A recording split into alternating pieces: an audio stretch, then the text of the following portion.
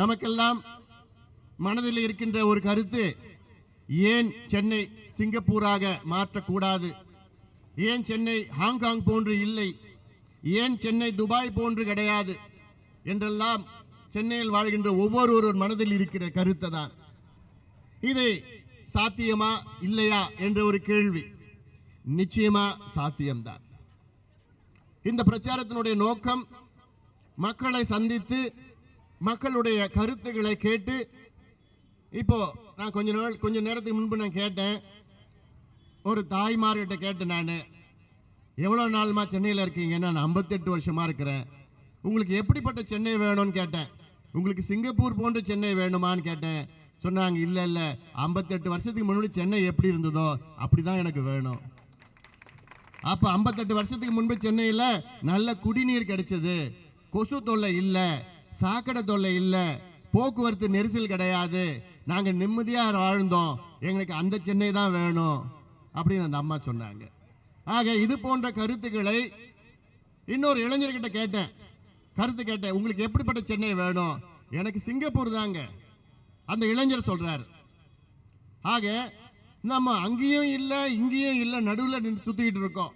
இதற்கு காரணம் 50 ஆண்டுகள் இந்த 2 அமைப்புகளும் 2 கட்சிகளும் ஆட்சி செய்து சென்னையை நாசப்படுத்தி, சென்னைக்கு எந்த வளர்ச்சி திட்டம் இல்லாத கணக்கு மட்டும் காமிச்சிட்டு இருக்காங்க. நாங்க இவ்வளோ 1000 கோடி செலவு பண்ணோம், கூவத்தை சுத்தப்படுத்தணும், இதையெல்லாம் திட்டங்களாக அறிவித்து அதில் எதுவும் செய்யாத உங்களை ஏமாற்றி கொண்டிருக்கின்றார்கள். இது தேர்தல் பிரச்சாரம் கிடையாது. நான் உங்களை சந்திப்பது அரசியலுக்காக கிடையாது, ஓட்டுக்காக கிடையாது. உங்களுடைய கருத்துக்களை கேட்க நான் வந்திருக்கின்றேன். சென்னையை அடுத்த கட்டத்துக்கு எப்படி எடுத்து செல்லலாம், உங்களுடைய அன்றாட பிரச்சனைகள், உங்களுடைய அன்றாட குறைகள் எப்படி என்னென்ன இருக்கிறது என்று ஒரு ஆவணத்தை நாங்கள் வெளியிட்டிருக்கின்றோம். த சென்னை வி வாண்ட், நாம் விரும்பும் சென்னை என்ற ஒரு ஆவணம். அந்த புக்கு எங்க புக்கு? இது ஒரு வரைவு ஆவணம். உங்களுடைய கருத்துக்கள் எல்லாம் கேட்டு அது இறுதி ஆவணமாக வெளியிட்டு அரசாங்கத்திடம் நாங்கள் கொடுக்க போறோம். ஆனா இந்த அரசாங்க கிட்ட கொடுத்தா எந்த பிரயோஜனம் இல்லை, அது குப்பையில தான் தூக்கி போட போறாங்க. ஏன்னா இதற்கு முன்பு சென்னை பகுதியில் வெள்ளம் வந்ததுதான். எப்போ வந்தது? 1943 மிகப்பெரிய வெள்ளம் வந்தது, 76 மிகப்பெரிய வெள்ளம் வந்தது, 85 வெள்ளம் வந்தது, 96 வெள்ளம் வந்தது, 2005 வெள்ளம் வந்தது, 2015 வெள்ளம் வந்தது. ஒவ்வொரு 10 ஆண்டு காலத்தில் வெள்ளம் வருது. 76 மிகப்பெரிய வெள்ளம் வந்ததுக்கு அப்ப அரசாங்கம் சிவலிங்கம் குழு, சிவலிங்கம் கமிட்டி 1979 அமைத்தது. அப்ப இருக்கிற சிவலிங்கம் குழுவில் என்ன சொன்னாங்கன்னா, அப்ப வெறும் 12 கோடி ரூபாய் அன்னைக்கு செலவு பண்ணணும், அடுத்த காலங்களில் 10 கோடி ரூபாய் செலவு பண்ண நிறைய திட்டங்கள் நம்ம கொண்டு வந்து இந்த வெள்ளத்தை தடுக்கலான்னு அப்ப சொன்னாங்க 79. ஆனா அந்த குழுவுடைய பரிந்துரைகள் இன்னும் நிறைவேற்றல. அந்த குழு என்ன சொன்னாங்க, செம்பரம்பாக்கம் ஏரி போன்று 2 ஏரிகளை அதற்கு மேலே அமைக்க வேண்டும், புதியதாக அமைக்க வேண்டும். செம்பரம்பாக்கம் ஏரியுடைய கொள்ளளவு எவ்வளவுனா 3600 மில்லியன் கன அடி. அதற்கு மேலே 2 ஏரிகள் ஒவ்வொன்றும் எவ்வளவுனா 1500 மில்லியன் கன அடியில் 2 ஏரி அமைக்க வேண்டும் என்று அப்ப பரிந்துரை. எப்போ? 30-40 வருஷத்துக்கு முன்பு. ஆனாலும் அது நிறைவேற்றல. அது மட்டும் கிடையாது, இந்த அடையார் ஆறை தூர்வார வேண்டும். எப்போதுன்னு சொல்லிட்டு இருக்காங்க, அப்பத்திலிருந்து சொல்லிட்டு வராங்க. கூவமாய் தூர்வார வேண்டும், பக்கிங்ஹாம் கால்வாயை தூர்வார இணைக்க வேண்டும். ஆக அந்த பரிந்துரையும் செய்யல. அந்த பரிந்துரையெல்லாம் செஞ்சிருந்தாங்கன்னா இன்னைக்கு நீங்க எல்லாம் பாதிக்கப்பட்டிருக்க மாட்டீங்க வெள்ளத்தினால.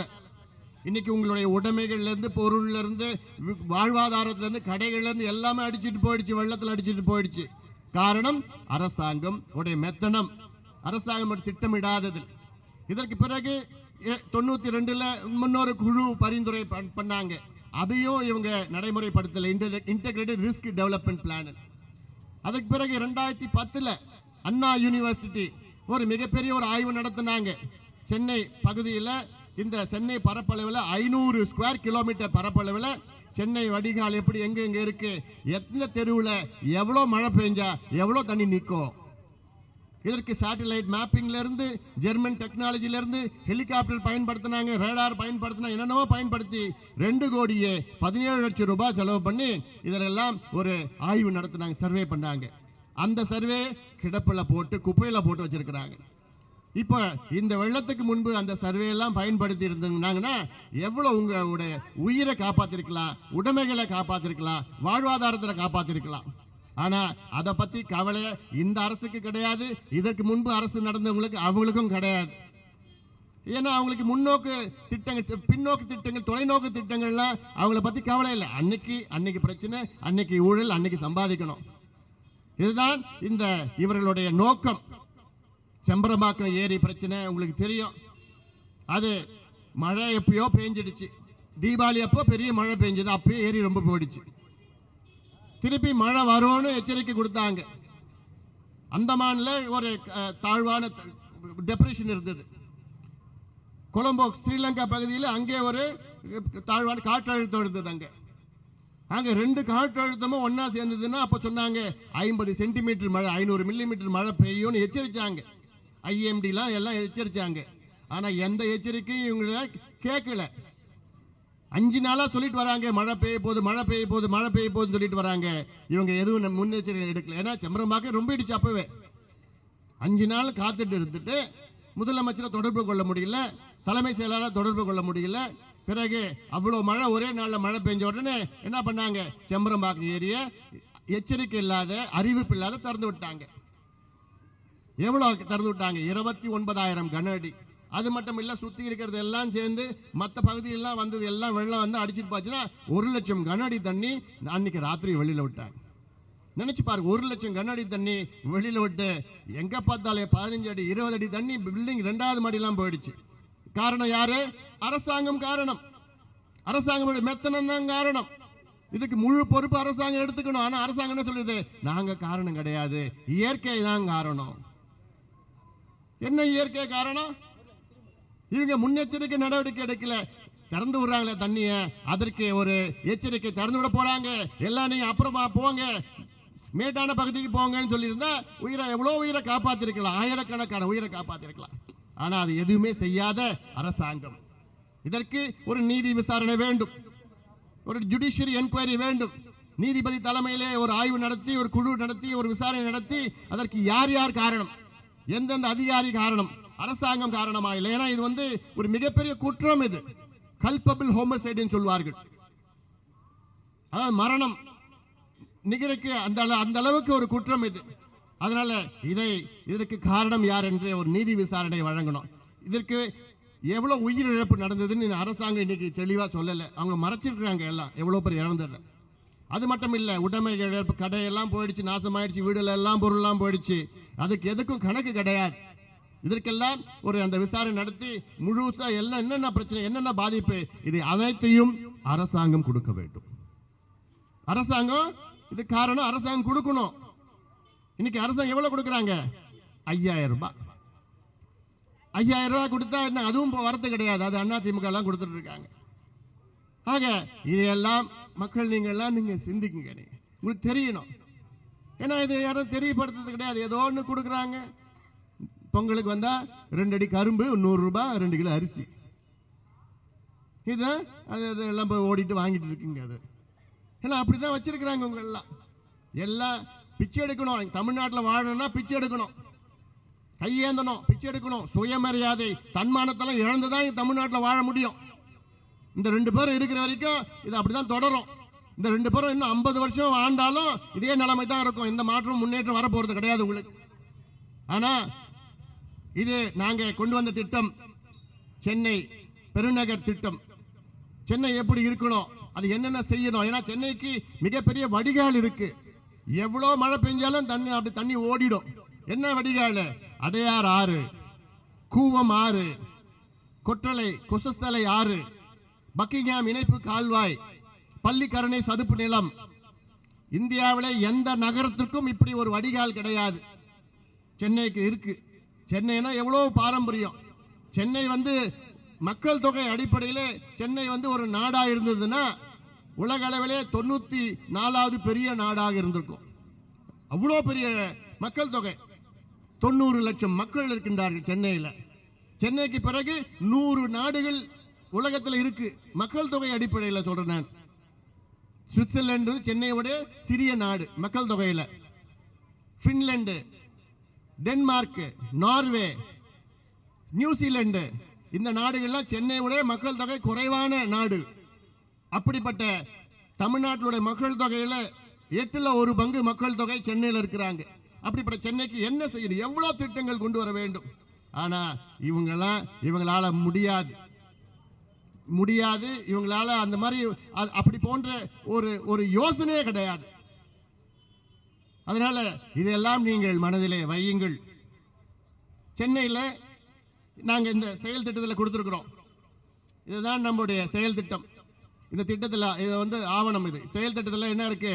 இதுல சென்னை எப்படி இருக்கணும், போக்குவரத்து சென்னையில் எப்படி இருக்கணும். இப்ப போக்குவரத்து எப்படி இருக்கு? 20 வருஷத்துக்கு முன்பு சென்னையில் 3000 பஸ் ஓடிச்சு. அப்போ 20 லட்சம் பேர் இந்த பஸ்ஸை பயன்படுத்தினாங்க. இன்னைக்கு 3500 பஸ் ஓடுது. 50 லட்சம் பேர் பயன்படுத்துறாங்க. இந்த 20 வருஷத்துல வெறும் 500 பஸ் உயர்த்தி இருக்கிறாங்க. ஆனா மக்கள் தொகை எவ்வளவு? 20 லட்சத்துக்கு 50 லட்சம் பயன்படுத்திட்டு இருக்காங்க. இன்னைக்கு 8000 பஸ் வேணும், சென்னைக்கு வேணும். அந்த பஸ் இலவசமா விட்டுடணும். யார் வேணா பஸ்ல போலாம், யார் வேணா வரலாம், எங்க வேணா படிக்க போலாம், வேலைக்கு போலாம், எங்க வேணா போயிட்டு வரலாம். இலவசமா இருக்கணும். இது ரொம்ப பெரிய செலவு ஆகாது. இதனால மக்கள் பைக்கை பயன்படுத்த மாட்டாங்க, கார் அனாவசியமாக பயன்படுத்த மாட்டாங்க. பெட்ரோல் மிச்சம், பொல்யூஷன் மிச்சம், சுற்றுச்சூழல் பாதிப்பு இருக்காது. ஆனால் எல்லாமே பஸ்ஸில் பயன்படுத்துவாங்க. இதெல்லாம் திட்டங்கள் கொண்டு வர வேண்டும். சென்னை குடிநீர் எப்படி இருக்கணும்? நம்ம புத்திசாலிங்க என்ன பண்ணுவோம்? மழை பெய்யற மழையை கடலுக்கு விட்டுடுவோமா? கடல்ல இருந்து தண்ணியை மீண்டும் எடுப்போமா? எப்படி எடுப்போம்? Desalination plant. நமக்கு சென்னையில் எவ்வளோ மழை? 1150 மில்லிமீட்டர் மழை பெய்யுது. ஆனால் அவ்வளோ தண்ணியிலே நம்ம கடலுக்கு விட்டுடுவோம். விட்டுட்டு கடல்லேருந்து தண்ணியை மீட்டு எடுப்போமா? அதுக்கு எவ்வளோ செலவா தெரியுமா? 20,000 கோடி நம்ம பணம். அதுக்கு கொள்ளடிச்சிட்டு இருக்காங்க. இதெல்லாம் ஏமாத்து வேலை. இதெல்லாம் இந்த டீசாலினேஷன் பிளான்ட் எங்கே போடணும்? பாலைவனத்தில் மட்டும்தான் பயன்படுத்துகிறாங்க உலக அளவில். வேற எந்த நகரத்துக்கும் பயன்படுத்துறது கிடையாது. சென்னையில் பயன்படுத்துகிறோம் நம்ம. இந்த 2 பேரும் சேர்ந்து மக்கள் பணத்தை கொள்ளடிக்கிறதுக்காக இந்த திட்டங்கள்லாம் கொண்டு வந்துட்டு இருக்காங்க.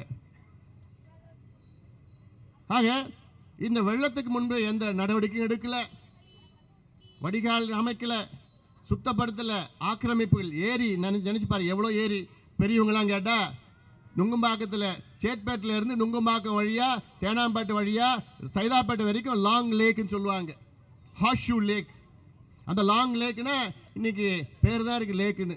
லேக்குன்னா என்ன தெரியல? ஏரி, பெரிய ஏரின்னு சொல்றது. அப்போ எப்போ இருந்தது? 100 வருஷத்துக்கு முன்பு. இப்ப வெறும் பேர் தான் இருக்கு. என்ன பேர் இருக்கு?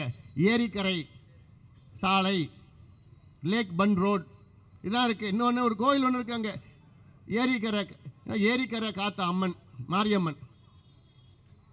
ஏரி காத்தா அம்மன் கோயில் இருக்கு. ஆனால் ஏரியை காணோம், அம்மன் மட்டும் தான் இருக்கிறாங்க. எந்த ஏரியை காத்தாங்கன்னு தெரியல அம்மன். அந்த ஏரி எல்லாம் அழிச்சதுக்கு யார் காரணம்? இவர் 2 பேரும் தான் காரணம். இன்னைக்கு வள்ளுவர் கோட்டம் ஏரியில் கட்டியிருக்கிறாங்க. இன்னைக்கு கோயம்பேடு பஸ் ஸ்டாண்ட் ஏரியில் கட்டியிருக்கிறாங்க. அது பக்கத்தில் குடியிருப்பு ஏரியில் கட்டியிருக்கிறாங்க. இன்னைக்கு மெட்ரோ ரயில் அந்த ஸ்டேஷன் அதில் ஏரியில் கட்டியிருக்கிறாங்க. இன்னைக்கு நேரு ஸ்டேடியம் ஏரியில் கட்டியிருக்கிறாங்க. இன்னைக்கு அந்த வேளச்சேரி ஏரியில் மூடிட்டு ஃபீனிக்ஸ் மால் ஏரியில் கட்டியிருக்கிறாங்க. திருவள்ளூர் கலெக்டர் அது ஏரியில் கட்டியிருக்கிறாங்க. விழுப்புரம் கலெக்டர் ஆஃபீஸ் ஏரியில் கட்டியிருக்கிறாங்க. விழுப்புரம் மெடிக்கல் காலேஜ் ஏரியில் கட்டியிருக்கிறாங்க. ஏன் சென்னை உயர்நீதிமன்றோட கிளை மதுரையில் அதுவும் ஏரியில் கட்டி தான் நீதிபதியெல்லாம் தீர்ப்பு வழங்கிட்டு இருக்காங்க ஏரி மேலே உட்காந்துக்கிட்டு. இதுதான் இந்த 2 கட்சிகளுடைய திட்டம். இந்த ஏரிகள்லாம் இருந்ததுன்னா நமக்கு எவ்வளோ பிரச்சனை. இந்த ஏரி இருந்ததுன்னா எவ்வளோ பாதிப்பு இல்லாமல் இருக்கும். நம்ம குடிநீருக்கு இருக்கும். எவ்வளோ மழை பெஞ்சாலும் ஏரி அங்கே தாங்கும், அந்த மழையை தாங்கும். ஆனால் ஏரி எல்லாத்தையும் மூடிட்டாங்க. அந்த முகப்பேர் ஏரி திட்டம், முகப்பேர் ஏரி திட்டம் மூடிட்டாங்க. மூடிட்டு ஏரி பில்டிங்கை கட்டு. இந்த 2 கட்சியும் ஏரி கட்டிட்டாங்க. பள்ளிக்கரணை சதுப்பு நிலம் இருக்கு. இந்தியாவிலேயே எந்த நகரத்துக்கும் அப்படி சதுப்பு நிலம் கிடையாது. 5500 ஹெக்டேர் இன்னைக்கு 500 ஹெக்டர் ஆகும், குறைஞ்சிருச்சு. நினைச்சு பாருங்க, 500 ஹெக்டேர். அதில் பார்த்தா குப்பை 2 டன்னு 200 டன்னு குப்பையை கொட்டி வச்சிருக்கான். 2 லட்சம் டன் குப்பையை கொட்டி வச்சிருக்கிறான். அதில் 2 லட்சம் டன் குப்பை சதுப்பு நிலத்தில். ரோடை போட்டான், குறுக்க நெடுக்க ரோடை போட்டு இங்கேருந்து தண்ணி அங்கே போக முடியாது, அங்கேருந்து இங்கே வர முடியாது. இதெல்லாம் வீணாக்கி பாழாக்கி இருக்கிறாங்க நம்முடைய இயற்கை வளங்களை. 2 பேரும் சேர்ந்து அவங்களுக்கு திட்டம் கிடையாது. இங்கே வந்தாங்கன்னா சிங்கார சென்னையா, அவங்க எழில்மிகு சென்னையா, என்னென்னமோ சென்னை உங்களை ஏமாற்றிக்கிட்டு இருக்காங்க. எல்லாம் இன்னைக்கு சாக்கடை சென்னையில் ஓடிட்டு இருக்கு, வாழ்ந்துட்டு இருக்கோம். ஆக இந்த ஆவணத்தில் எல்லாம் போக்குவரத்து எப்படி இருக்கணும், குடிநீர் எப்படி இருக்கணும், மின்சாரம் எப்படி இருக்கணும், கல்வி எப்படி இருக்கணும், சுகாதாரம் எப்படி இருக்கணும், பசுமை நகர் எப்படி, குடிசைகள் அகற்றக்கூடாதுன்னு இந்த இதில் இருக்கு. அங்கே அதுக்கு பதிலாக குடிசைகள்லாம் அதுக்கு பதிலாக குடியிருப்பு அங்கேயே கட்டி கொடுக்கணும், அரசாங்கம் கட்டி கொடுக்கணும். அதில்லை. ஏன்னா இன்னைக்கு பார்த்தா இந்த ஆய்வுப்படி பார்த்தீங்கன்னா சென்னையில் ஆக்கிரமிப்பு இருக்கு. அந்த ஆக்கிரமிப்புள்ள குடிசைகள் வெறும் 4 விழுக்காடு தான் ஆக்கிரமிப்புகள். 96 விழுக்காடு அரசாங்கமோ கட்டிடங்கள் தான் கட்டியிருக்கிறாங்க. இப்படியெல்லாம் செய்து கொண்டிருக்கின்ற அரசாங்கம் இருக்கிறது.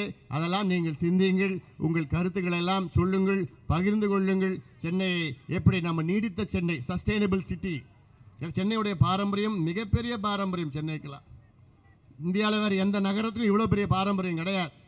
அதை நம்முடைய கலாச்சாரம் வேறு, சென்னை கலாச்சாரம் வேறு. இந்த வெள்ளத்தில் யார் வந்து உங்களுக்கு உதவி செஞ்சா? பொதுமக்களும் தொண்டு நிறுவனங்களும் உங்களுக்கு உதவி செஞ்சாங்க. அரசாங்கம் செஞ்சாங்களா? அரசாங்கம் எல்லாம் எங்கே இருந்தாங்கன்னு யாருக்கும் தெரியல. பொதுமக்கள் வந்தாங்க. அதுதான் நம்முடைய பாரம்பரியம். சென்னையுடைய பாரம்பரியம் என்ன? ஒருத்தவங்களுக்கு பிரச்சனைனா அடுத்தடுத்து போய் உதவி செய்யறது. அந்த பாரம்பரியம் சென்னையுடைய பாரம்பரியம், சென்னையுடைய கலாச்சாரம் அது. அப்புறம் நாங்கள் வந்தோம், போட் எடுத்துகிட்டு வந்தேன். நான் எங்கே இந்த ஒகேனக்கல்லேருந்து எடுத்துகிட்டு வந்தேன், பரிசில் எடுத்துகிட்டு வந்தேன். என் தொகுதியிலேருந்து 10 பரிசில் எடுத்துகிட்டு வந்து ஆயிரக்கணக்கான பேரை காப்பாற்றணும். 4 நாள் காப்பாற்றிக்கிட்டு இருந்தோம். சாப்பாடு கொடுத்தோம், காப்பாற்றணும். அப்புறம் மெடிக்கல் கேம்ப் நடத்தணும். இதெல்லாம் அரசாங்கம் பண்ண வேண்டிய நாங்கள் பண்ணோம்.